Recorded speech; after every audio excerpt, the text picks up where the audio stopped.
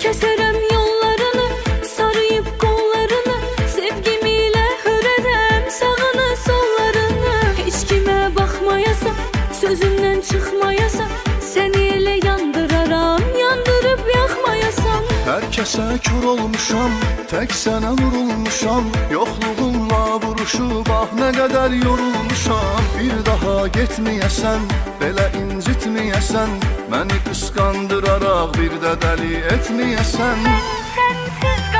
Mən sənsiz qala bilmərəm ki, sənsiz nəfəs ala bilmərəm ki. Mən sənsiz qala bilmərəm ki, sənsiz nəfəs ala bilmərəm ki.